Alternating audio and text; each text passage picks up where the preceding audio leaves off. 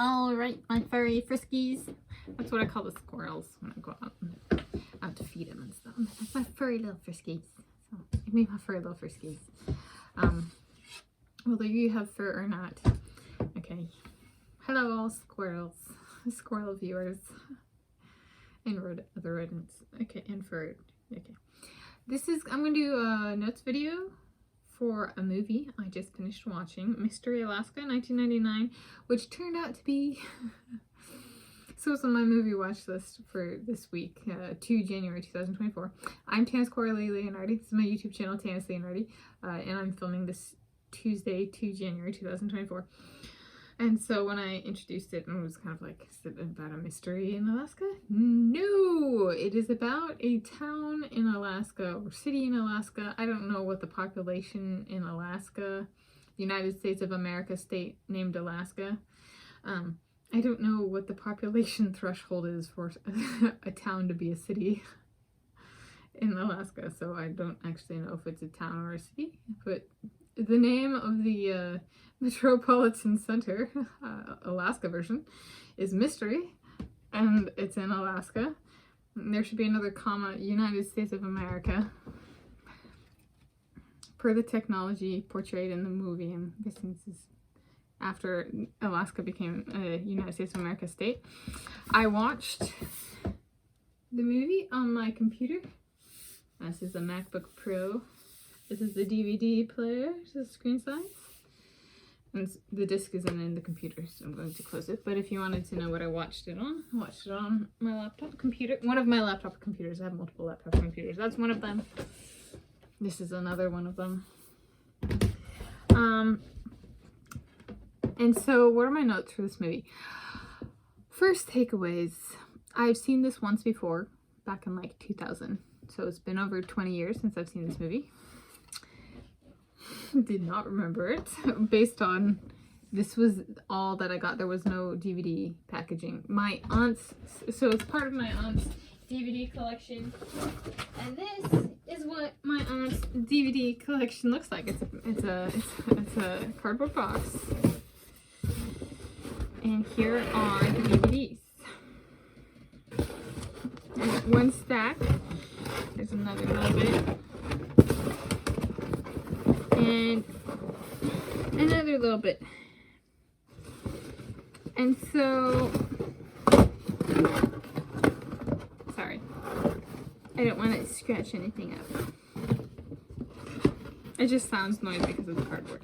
So that's all the information I got. There's no blurb on like a movie jacket or anything. So, yeah. It is rated R. Yes. I agree with that rating. There were mucho sex scenes. There was infidelity. There was sinning. And I was not comfortable with any of the sex scenes. I know. I'm not a Twilight person. I'm not a 50 Shades of Grey person. And in that way, I'm a perfect little Christian girl. You know, kind of thing. So I identify with Islam. But like, you know, I still got my Holy Bible and everything like that. And we still say prayer, and each of us at prayer at dinner each night, you know, my dad starts the prayer, and then he says something, I say something, my mom says something, and we say amen. So, yeah, the sex scenes, made me uncomfortable. In terms of takeaways,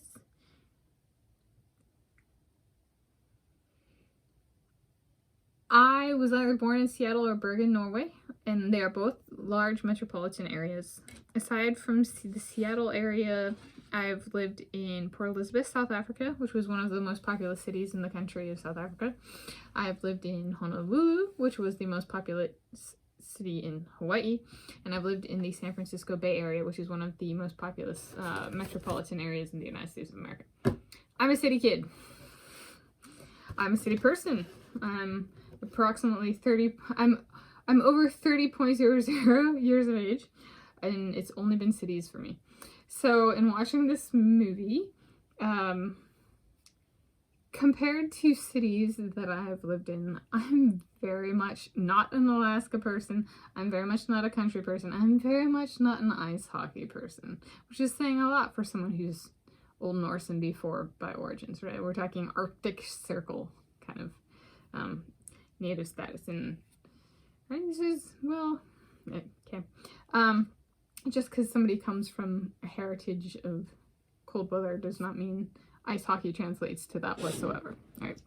And so there's this team, club, so like club level of sporting competition. I've talked about the Hungarian sporting teams, and they get challenged by the New York Chargers, who I'm guessing is a National Hockey League club team. I don't actually know. I don't know the name of like National Hockey League teams. And then they go to Mystery Alaska and play this club, or who they selected from the club to compete.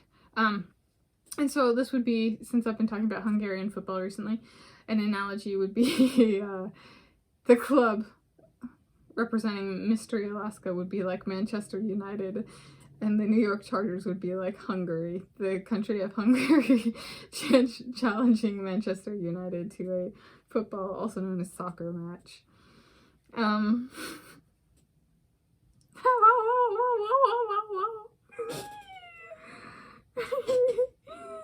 And then, well, I can't give away the ending, right? But if it ended like the movie, Hungary would win. Okay, and so, yeah, it was interesting to think about how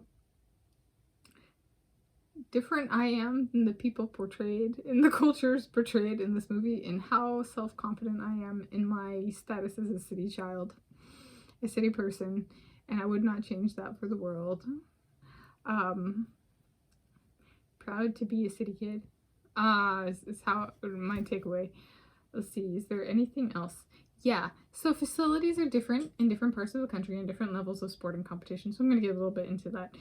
I was thinking, I previously talked about getting impregnated by my Dominique Supposedly in a locker room setting, in like, so like if there's a bench, I guess, and in front of a little cubby dedicated to him with like a poster of him and his jersey hanging, right? We'd be naked, kind of thing. So in Mystery Alaska, they didn't portray locker rooms, but it was like in watching Hungarian football, even the club level of competition has locker rooms. So whether my Dominique Supposedly is on the Hungarian national team and playing like in a different country, but I would hope we get impregnated in Hungary because he's Hungarian and like we're doing it and it's about him. I would be kind of cool if it was a home stadium, but it could be a home stadium at the national football level or the club level, right? And we did not specify it had to be at competition time, right? It's about making the baby feel at home with what their papa does. And so that'd be the two sons, twins, first batch of babies. And for whatever reason, when I was watching this movie, I came up with my best guess. My last best guess is that Jakob Ingebrigtsen, the Norwegian middle distance runner, I'm also a middle distance Norwegian runner. I'm Norwegian and a middle distance runner. Takes my virginity on the Isle of Rossay in Scotland, Great Britain, United Kingdom, Planet Earth, the original. So I got a new best guess on a different topic, and that best guess stays the same. But after my who in my wedding should be my Dominique Supposedly and I. So this is the hypothetical my who in my wedding. My Supposedly and my wedding. So if it's Dominique Supposedly and I, my best guess for the time frame of which it takes us to get pregnant together, impregnate me with male sons by Dominique Supposedly after the date, our wedding / marriage ceremony, 2 months to 2 years. And if it happens faster than that, Jakob Ingebrigtsen is a sweetheart, 1, and 2, we were ready. And for whatever reason, that came up repeatedly as I was watching this through my mind, and I was like, I just feel it. It's intuition. I've thought this all the way through. It's feeling it. And so my best guess is 2 months to 2 years. And if it's faster than 2 months, this is to impregnation, then we were ready. And if it takes longer, that's not good. That means people are attacking us. Because he really wants his first batch of sons. And I want my lemur man to be happy. Okay. Is there anything else to say about this? I was really confused when I watched this the first time. About, like, why this movie was even made. Was it made because they predicted Lydia Jacobi and Katie Ledecky would be best friends, and this is something they could talk about if they ever came to be in the same social circle, which they are. They were both on the 2020 United States of America Olympic swim team. So there you go. Maybe it was made for them, with them in mind. That's my most recent. If I had to venture a guess, I don't, is that even a guess? That's like amusing, but maybe it's true. I've heard that Katie Ledecky and Lydia Jacobi are best friends. I've heard that Lydia Jacobi and Katie Ledecky are best friends. So, maybe. But I kind of felt, so the first time, and it hasn't really changed because I really don't know, it kind of felt like it was the National Hockey League paying for a movie to be made to help address the reputation of New Yorkers, like New York City dwellers, that they can't handle the cold. Which, yeah, at the time I was like, yeah, New York City people have, like, probably of any northern city, like, because I live in city of Shoreline, which this used to be city of Seattle. Washington State, United States of America, Planet Earth, the original. In Canada is like an hour and a half that way, you know, kind of thing.